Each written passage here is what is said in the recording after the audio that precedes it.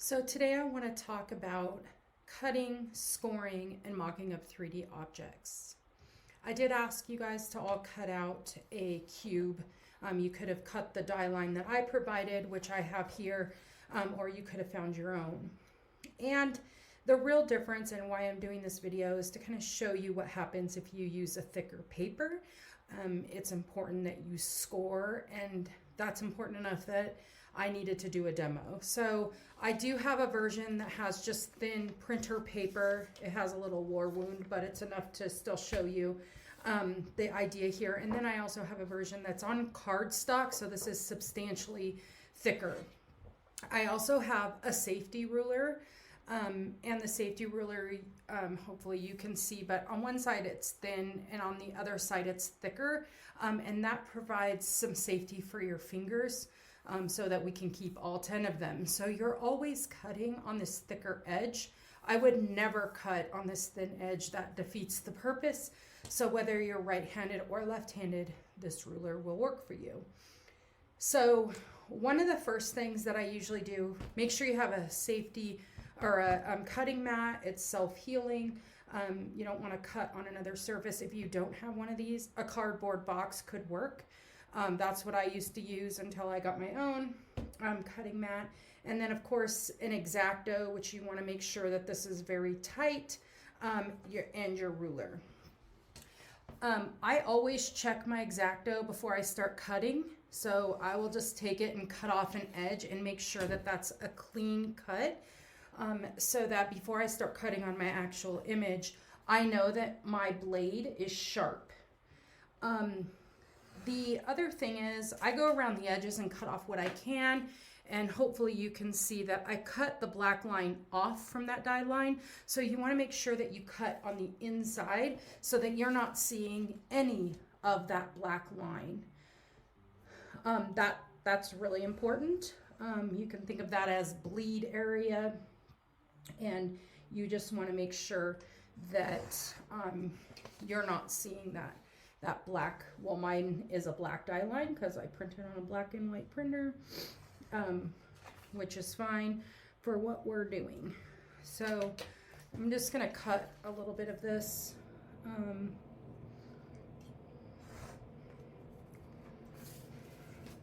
Keep your cutting area nice and clean.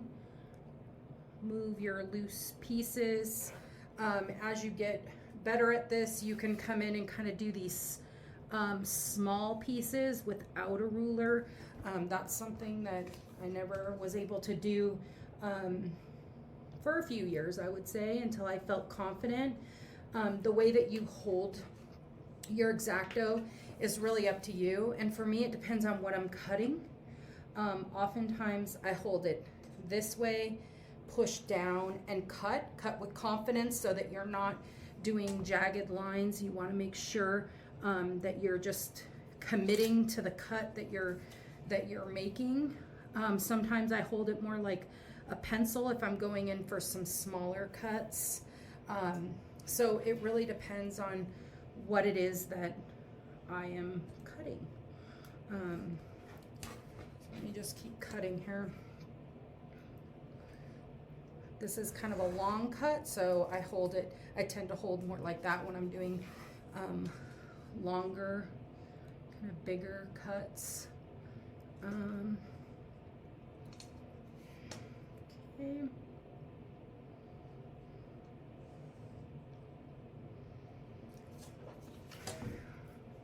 All right.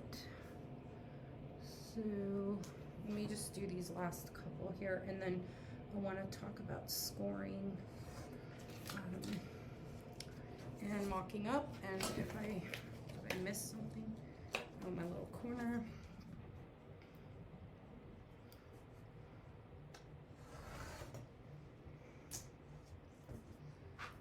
You just go in and get a few of these little corners here.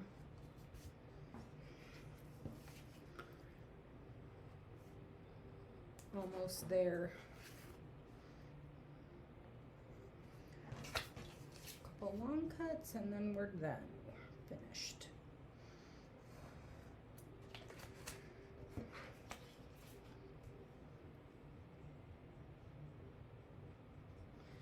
Okay. All right, so there's my last cut. I'm just gonna move my pieces over.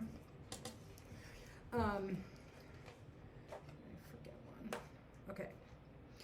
So a couple things. When you're cutting on just a regular text paper, you really don't need to score anything. I can fold this and I can have a nice clean cut. This stands very nicely at a 90-degree angle, and I don't need to score. But when you're working on something with cardstock, it's a lot different. And the other thing is that when you work with cardstock, you can get a lot of cracking within the paper, so that's really important to keep that in mind. So although this looks like it's a good kind of crease, it can definitely be better. And so one way you can do that is by taking the back of your blade and running it on this line. That is your score line. So I would take a ruler. Don't try and do this on your own. Pay really close attention to what you're doing, and you just crease it, and that is much smoother of a fold, and you can even see how smooth that is versus this one, which I did backwards. Let me try and do another one without. So the crease is much different and much straighter. You also don't get as much of the cracking like this one has. And so you can do this from the bottom. So this, technically it would be the outside because we want to have the artwork without the creases, but you can still crease on the inside and fold it the other direction. So I'm just gonna go around this box and with the back of the blade and not too hard. You can always go over it a second time if you need to. If you feel like one of your creases isn't like substantial enough, you can go back. But if you push too hard, it'll cut. You might cut off one of your clue flaps. So it might be a good idea to take like one of your scratch pieces of paper and just score it and fold it to get a feel for how much pressure you should really be putting on your piece. So I'm gonna go ahead and score this one. I'm gonna move out to my little glue flap and score this one. And then I know that for in-person classes, we actually mock up all of our projects, but for remote classes, we're not gonna do that. But this is still a great skill to have. And you may actually want to mock up one of your projects so that you have it and you can take pictures of it for your portfolio versus just having the 3D mock-ups. So this is a great skill to have. I cannot tell you how many times that I have had to mock things up for clients. So it's great to know how to do this. Let's go to the last one. So now I can fold this up. And some of your boxes, you could tell that like you folded them on the creases, but you did not score them, which is fine. I didn't ask you to do that. But this makes a huge difference in how clean your piece is. So if you look at how square the box is compared to when you don't score it, you'll see a huge difference in all of my creases. They're just very square and they're very clean.